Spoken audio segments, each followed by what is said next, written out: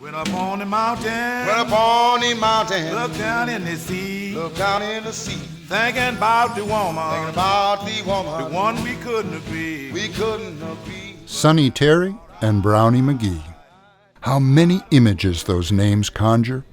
The mythical back roads of the blues and beatnik coffee houses, juke joints and folk festivals, the gritty dawn of R&B and the glitz of Hollywood. They busked at coal camps and took bows on Broadway. Wherever the blues walked on its long journey from regional Southern style to universal language, Sonny and Brownie walked along with it, winning crucial new audiences at a time when it might have died, for which they have too often been criticized. Brownie was as smooth and potent as brandy-laced cocoa, a riveting singer and dazzling guitarist, but only when he wanted you to notice, because he was also one of our greatest musical storytellers. His urbane style lured first-time listeners, preparing them for more idiosyncratic blues artists. You put me down, going up the hill, believing in your heart someday that I'd stand still. People, you know life is just one bitter pill. Oh yes it is, don't pity me. Sonny was one of the blues harp's greatest virtuosos, but he also knew how to have fun with elaborate hand motions that wowed crowds even as they puzzled other harp players. And there were those signature whoops.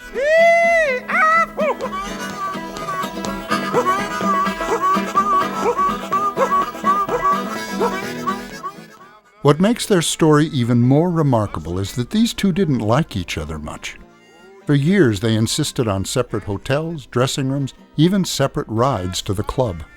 The origin of that rancor is the stuff of legend, but Rambler Jack Elliott, who knew them from his teens, thinks they just got tired of each other.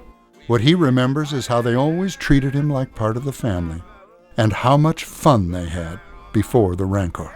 One day in a car, the nearly blind Sonny heard Brownie whistle and said, "Was they blondes, Brownie?" Jack also remembered Brownie knocking on doors in the same ka-chuck rhythm that was his guitar trademark. He'd wink and say, "Someday the whole world's gonna be ka-chuckin'." Sonny was born in Georgia in 1911, Brownie in Tennessee, 1915. Both had hard-scrabble but musical childhoods, and both were scarred by disability. 2 accidents made Sonny virtually blind, and polio left Brownie with a limp. Long before they knew each other, both earned their showmanship the hard way, performing at coal camps, medicine shows, tobacco auctions, anywhere people gathered. Oddly, both men's big breaks were bad breaks for Blind Boy Fuller. John Hammond wanted him for the historic Spirituals to Swing concerts at Carnegie Hall, but Fuller was in jail, so Hammond invited Sonny.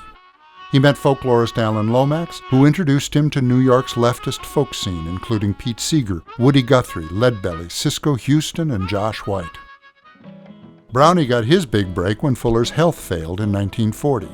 OK Records originally billed him as Blind Boy Fuller No. 2. In 1942, Sonny was booked for a Washington concert, but his manager was unable to drive him. He suggested Brownie, and they performed together. From then on, they worked as a duo, though they always maintained solo careers and worked with other musicians. And they became active in that leftist folk scene. Some point to the rise of the folk revival in the mid-50s as a time they turned their backs on black audiences to focus on white ones. But it's not true. They performed for both audiences, never seeming to favor one over another. Brownie recorded for years with Savoy, releasing pioneering R&B tracks, while also recording with Seeger and other white musicians. Sonny was the same, working with Big Bill Broonzy and Woody Guthrie. It's a shame this courageous colorblindness is used to discredit them, and it highlights a more insidious purism.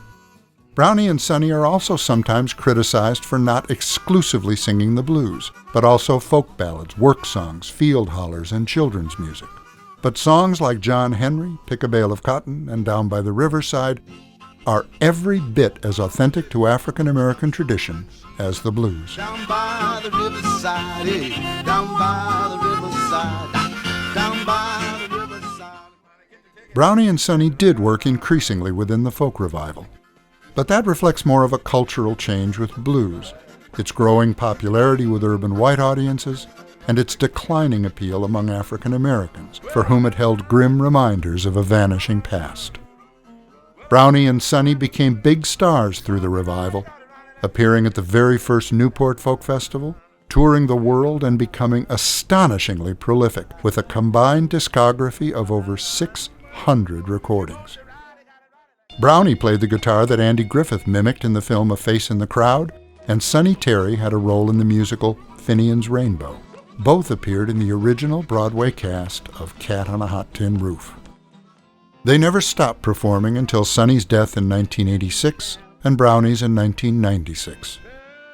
So many millions walked through the musical doors they opened, discovering the furious joy of the blues, but also the broader landscape of black folk tradition that did so much to create every music we think of as uniquely American. They were such a beautiful pair musically, Ramblin' Jack said. They couldn't have gotten along without each other. We couldn't have gotten along without them either.